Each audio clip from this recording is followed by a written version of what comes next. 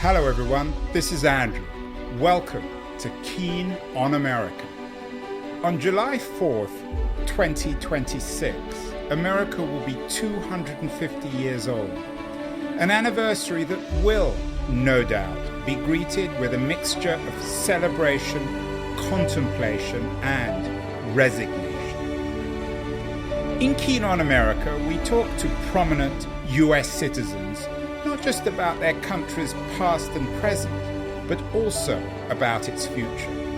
What, I ask my American guests, will be the 21st century fate of their now venerable republic?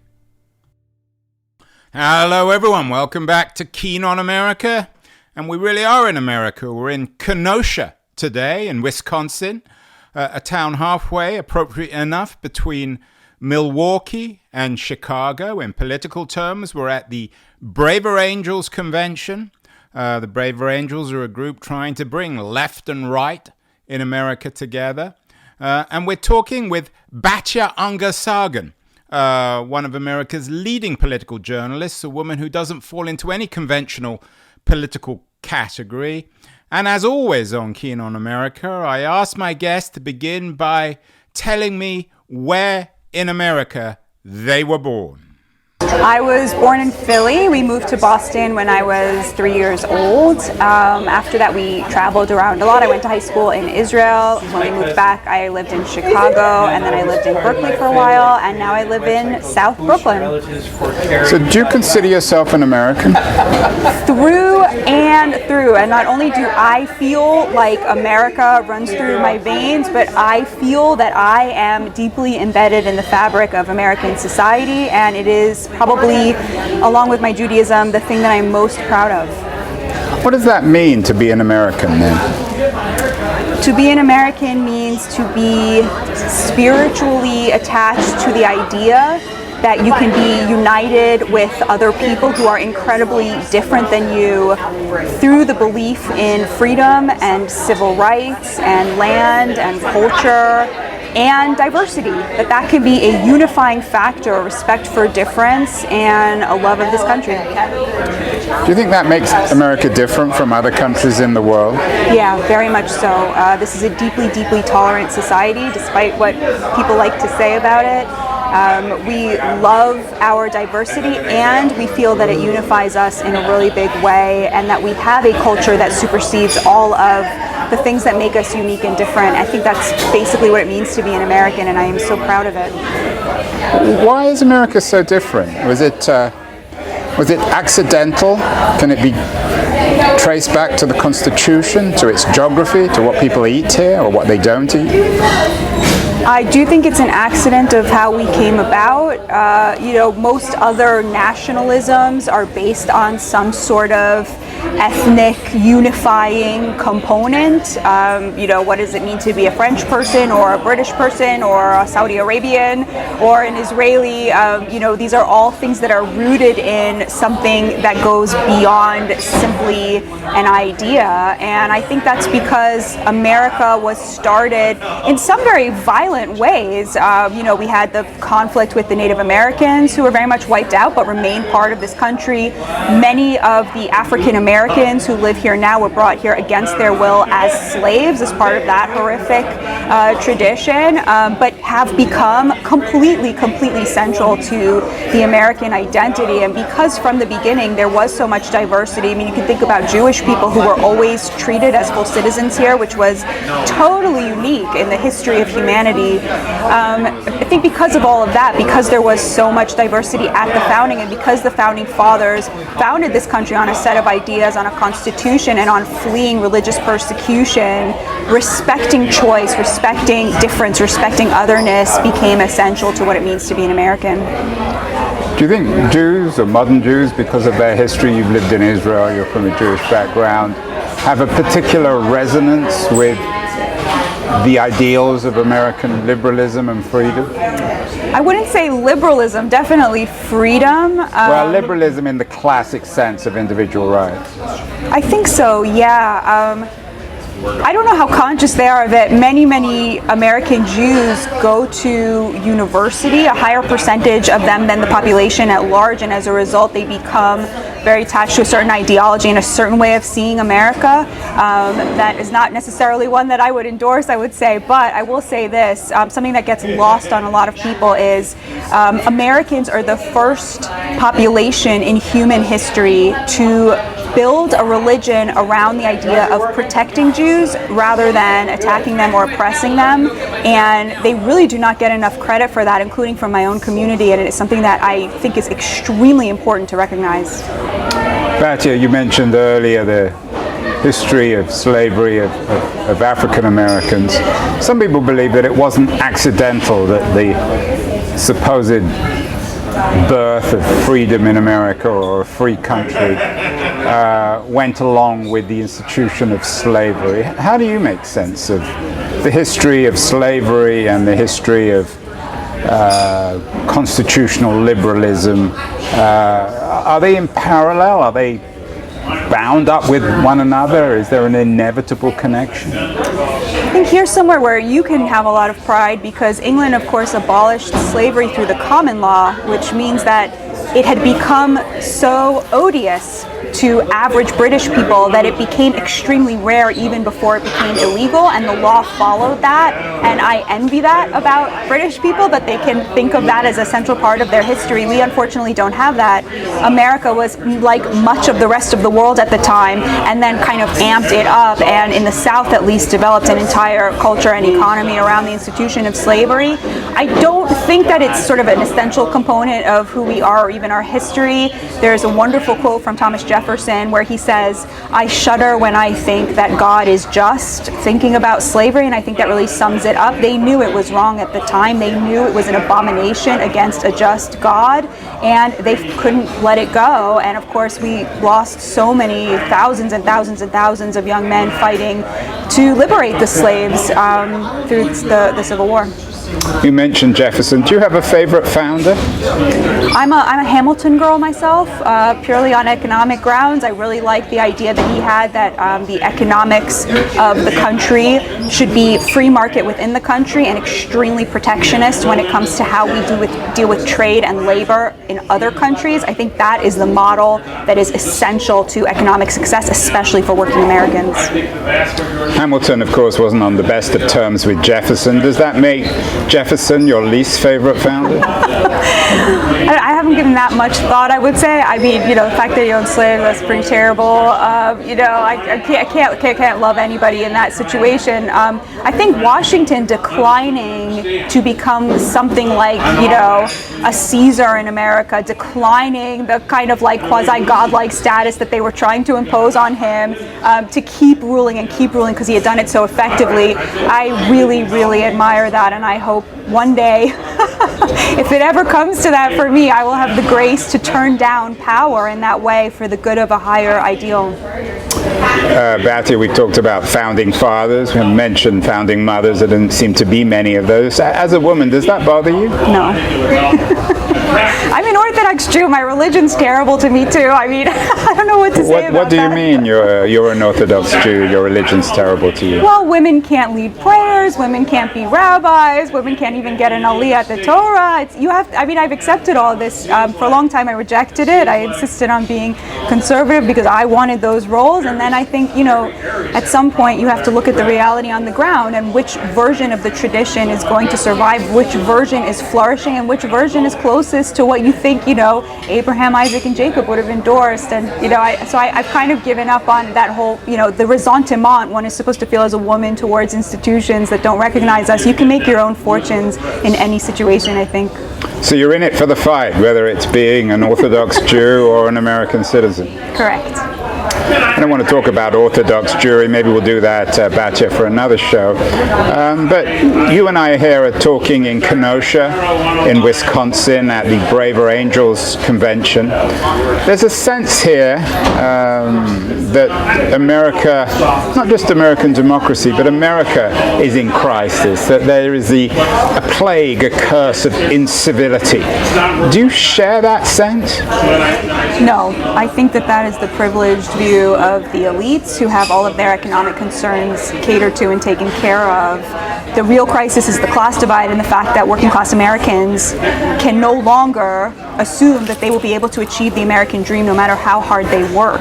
And those people, let me tell you, their concerns are much more important than civility. And the whole idea that America is somehow deeply polarized, if you talk to working class Americans, if you look at the polling, it's really nonsense. It's the elites that are polarized, it's the political parties that are polarized, whereas much of Americans share a kind of consensus view that is deeply tolerant of the other.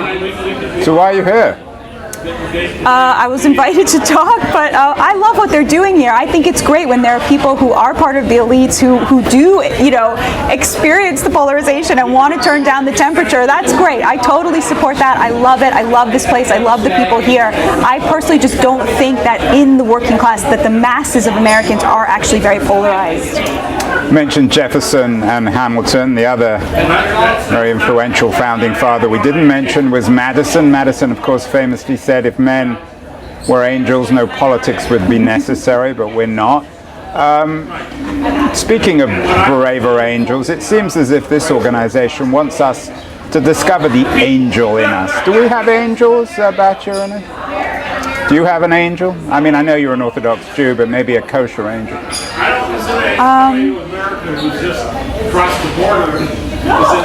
I don't. It's a really good question. I've never thought of that.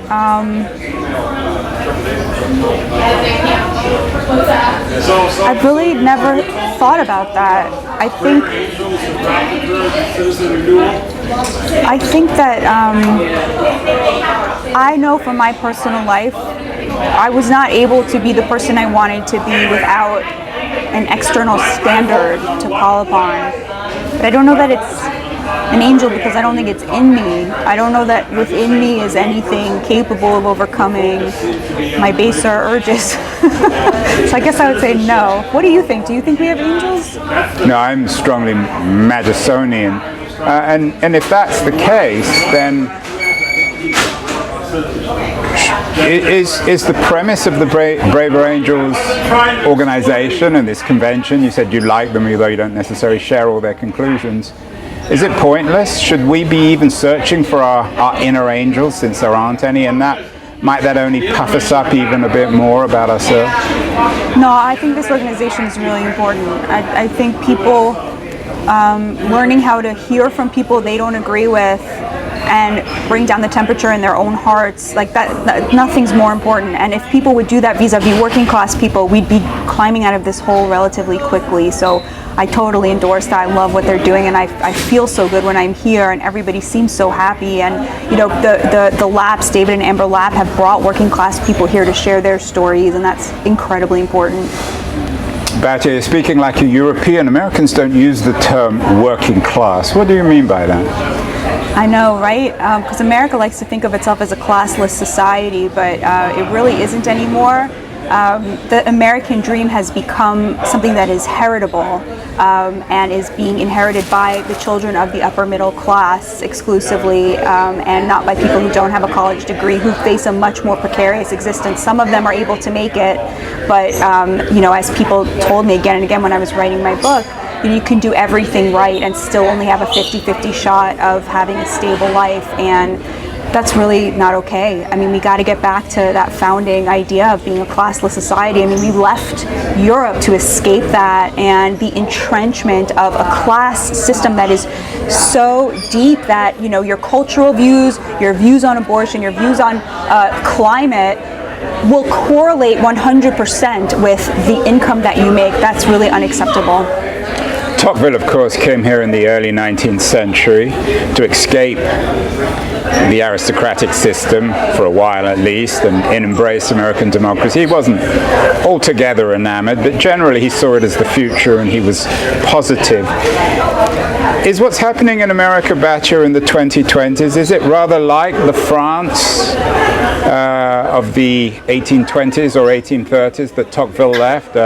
A society of innate inequalities, a kind of feudal system?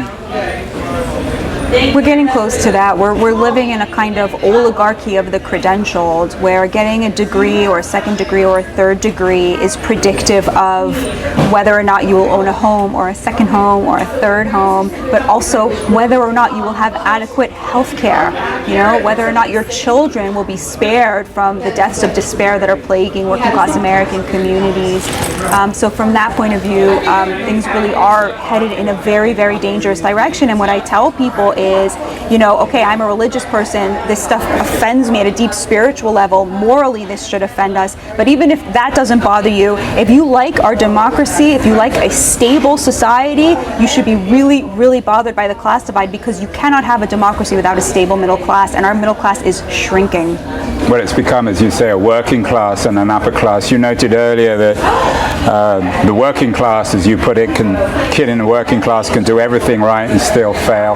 Is the reverse true in this entitled, meritocratic, technocratic upper class, that you can do everything wrong, you can take drugs, you can get in trouble with the police, but your parents or their network will sort you out and you'll finish out okay? I mean, it definitely seems that way. I don't want to generalize, of course, because that reduces my ability to be convincing to people who don't agree with me, and I'm sure every person knows that one kid who fell off or became a drug addict or what have you, who's from a nice upper middle class family, but by and large the trend certainly holds. And it's not just that they will get you off, it's that they will literally change the laws, in order to protect you and your kids. I mean, you take something like marriage, it's an institution that has enormous economic benefits. If you wait until you're established in your career before you get married, the likelihood that you'll be poor is close to zero. The likelihood that your children will be poor, close to zero. If you have kids out of wedlock, the likelihood that your kids will be poor is extremely high. And what do you see? You see the left, the liberals, preaching this language that marriage is an archaic institution, a patriarchal institution. Every lifestyle should be accepted. Why would anybody prioritize this, while themselves getting married and reaping the benefits of marriage? And yet all of that cultural downstreaming of this more permissive attitude has had an absolutely ruinous effect on the working class. Marx, Batya, talked about something he called, I think he termed it, or invented the term, class consciousness. Are you suggesting that enlightened liberalism is a form of upper class consciousness in America in the 2020s? What I'm suggesting is that all of their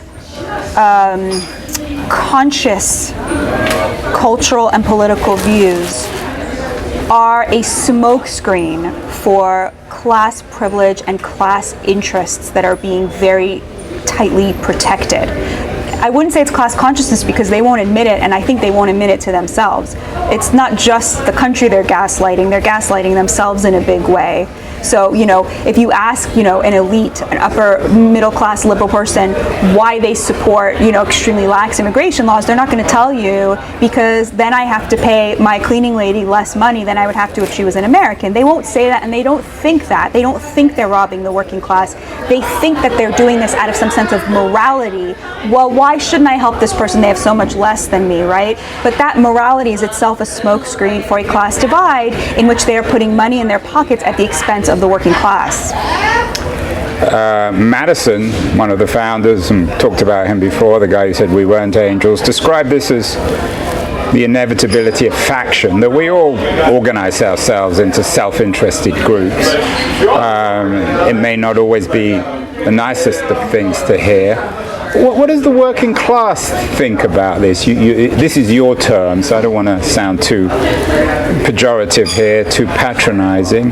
But does what you call the American working class, do they get this situation better than the upper class liberals in Manhattan and San Francisco?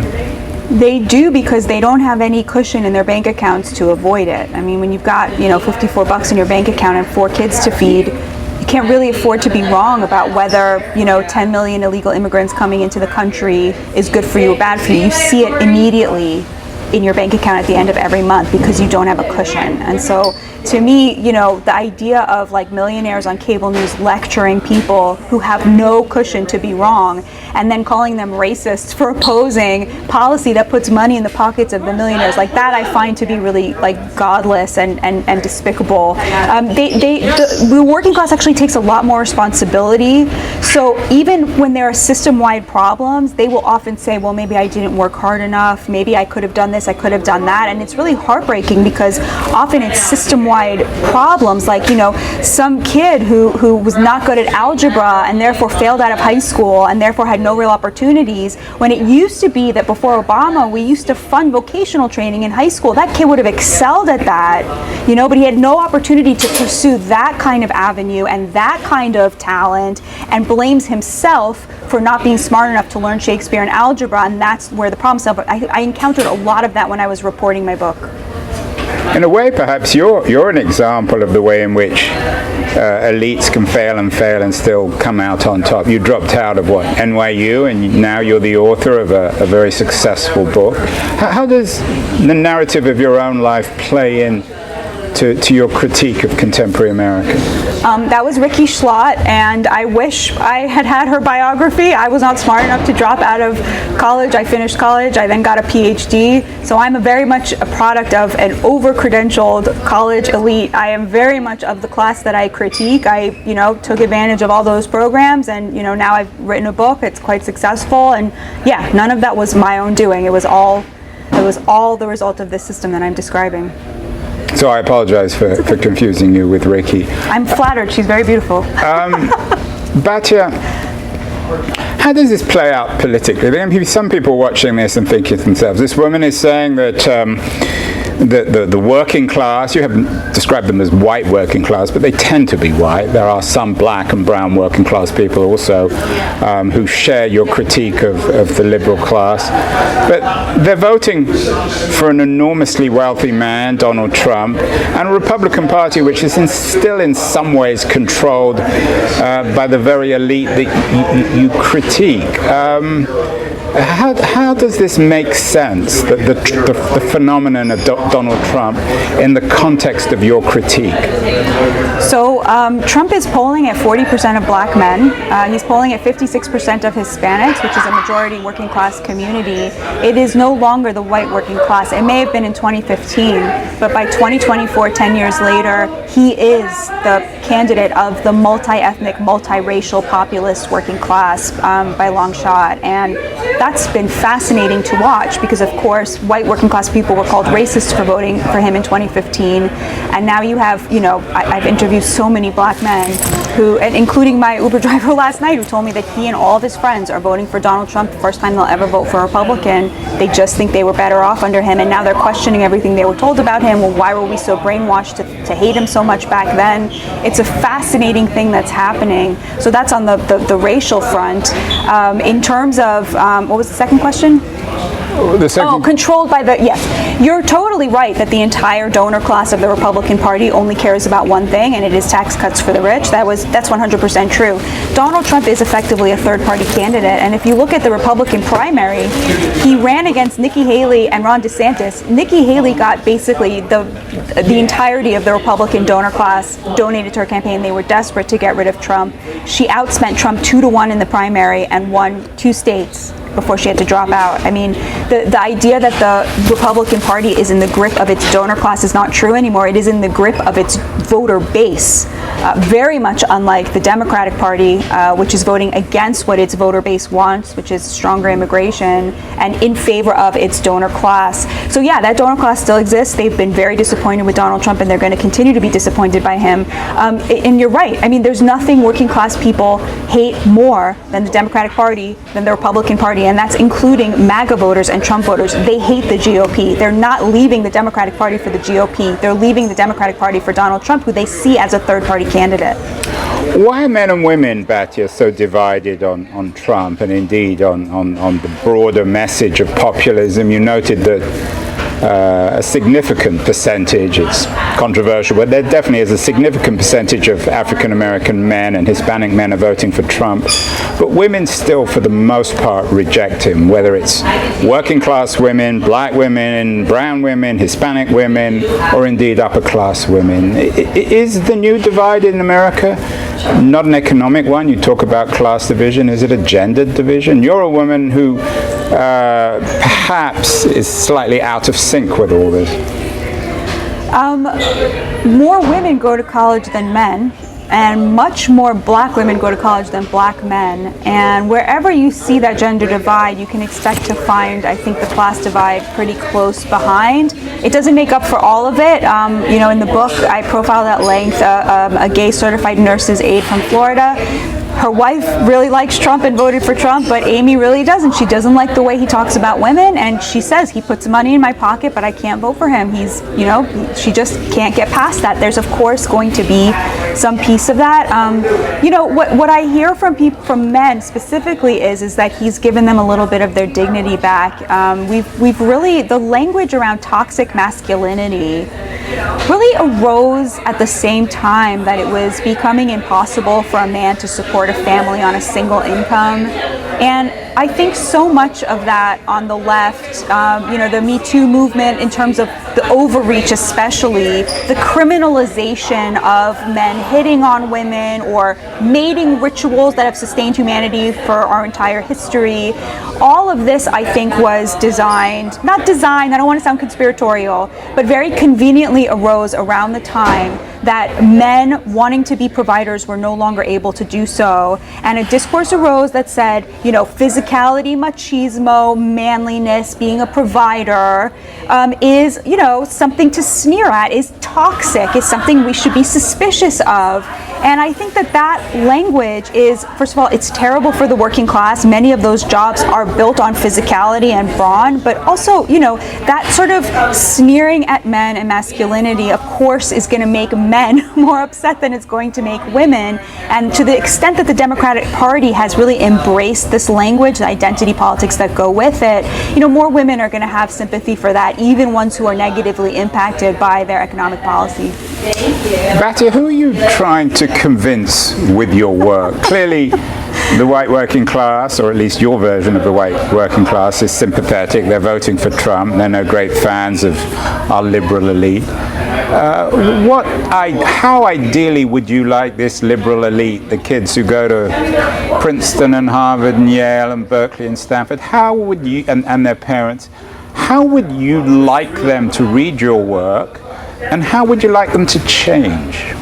It's such a good question, and in some ways I'm a really bad advocate for my work, because when I write in my books, the books are not angry because I just kind of gave the floor to the working class people I interviewed, but I am very angry, and that makes me a bad messenger for them, because you can't convince people when you're angry. And this is my biggest failing as, a writer and an advocate, is that I have every interview I say to myself, say this in a way that the people you're critiquing can hear it, and every time I fail, and I'm really angry at myself for that. I can't help it. I get caught up in the analysis, and I stop being able to convince the very people who most need to hear my message.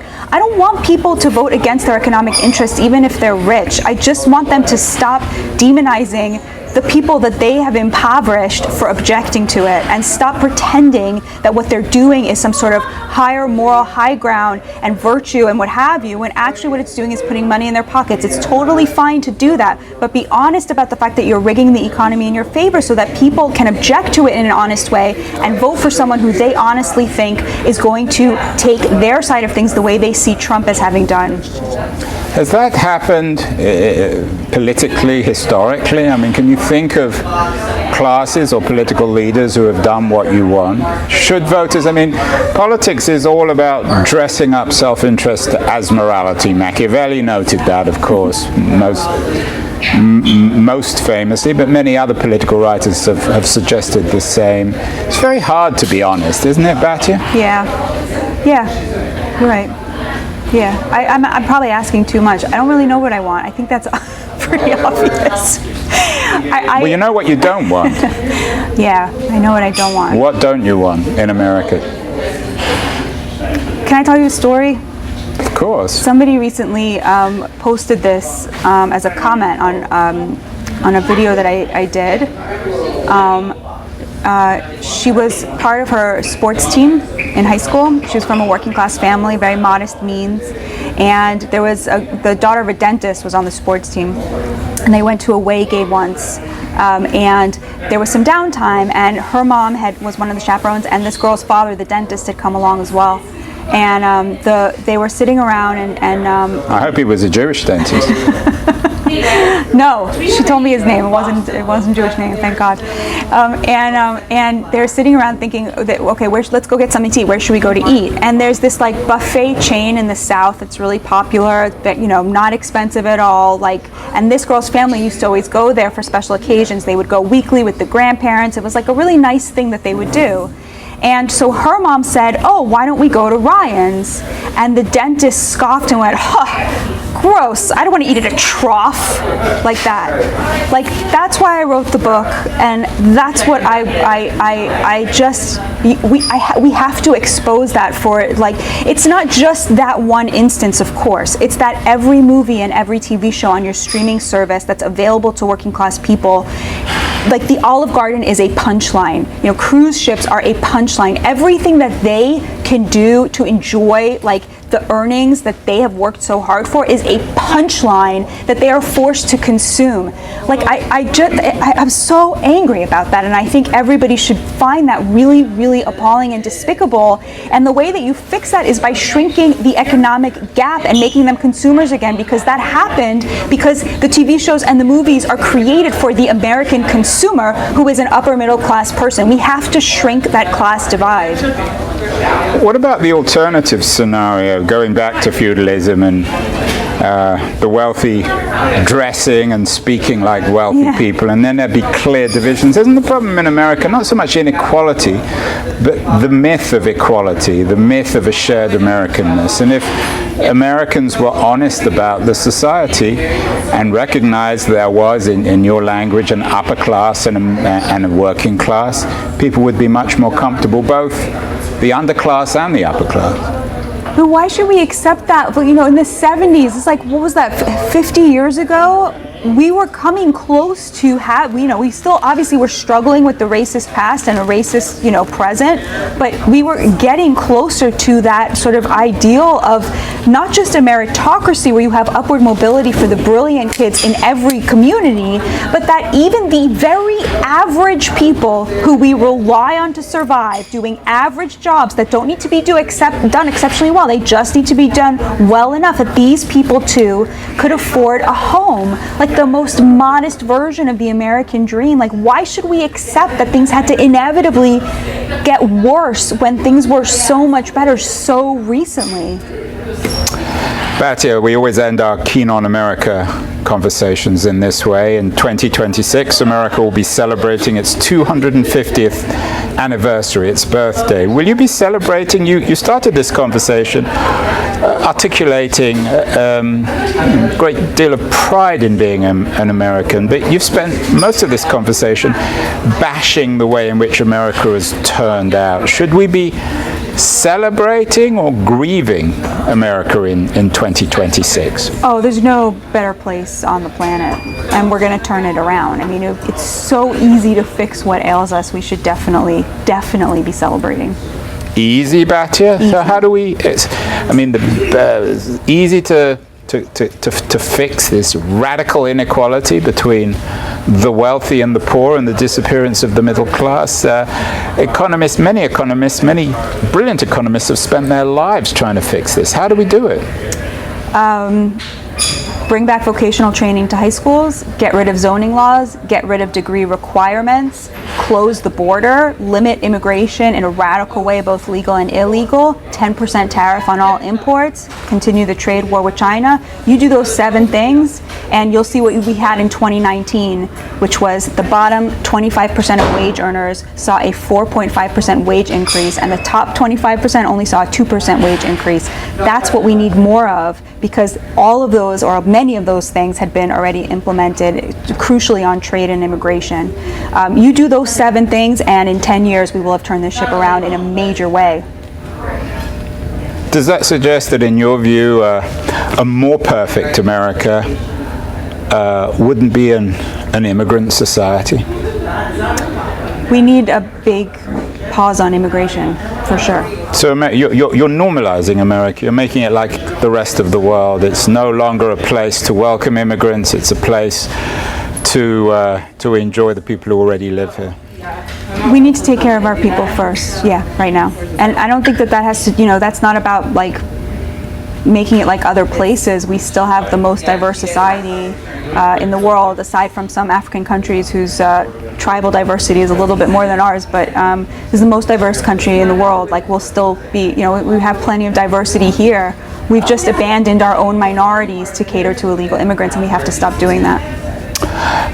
Are you suggesting that America should become more like Germany? You keep on stressing vocational training. Germany is a pioneer in its educational system of focusing on vocational skills versus academic intellectual ones. Can America learn from countries like Germany? Germany has a lot to teach us in terms of vocational training and sectoral bargaining. It is amazing at sectoral bargaining. You have entire industries that are regulated by councils that engage with the government. They're non-governmental, but all auto workers, all baristas, all retail workers, there are certain rules set for how to treat those workers and how much to pay them across the board, and we have a lot to learn from that. And finally, Batya, I don't think I'll be around in 2076. I hope you are, when America celebrates its 300th anniversary. But what happens if what you're calling for doesn't happen? What will America be like in 2076? It's going to happen, so we're going to turn the ship around. There's no reason. But if you don't? I mean, it's already happened in a bipartisan way. So, when Trump showed up, the idea of imposing tariffs was just, you would have gotten laughed out of the room on both sides. And now Biden has refused to remove Trump's tariffs, and he's starting to embrace immigration reform because there's been such an outcry from the American people. We need more of that. And so there's now been, if there was a neoliberal consensus between both parties pre-Trump, there is now an anti-neoliberal consensus between both parties post-Trump. And neither party is going to be competitive if they don't recognize the class divide and start implementing some of these things. And these are all totally nonpartisan solutions. So, I mean, it's already started. The ship has already been turned around pretty much single-handedly. But there's, the Democrats now, it's undeniable to them where the next administration has to go on immigration and trade, and that's great. I mean, it's all really good news. Do you have children yourself? No. Might you have some by 2076? It's an awfully personal question. Perhaps. I mean, the reason I'm asking is in terms of, we did one show about someone arguing about how to be a good ancestor. Do you think of all this in generational terms? Do you want to leave a better country, not just perhaps to your fellow citizens and their children, but perhaps to your children and their children? I think of things more collectively. As an American and as a Jew, I'm going to fight with everything I have to protect both of those communities.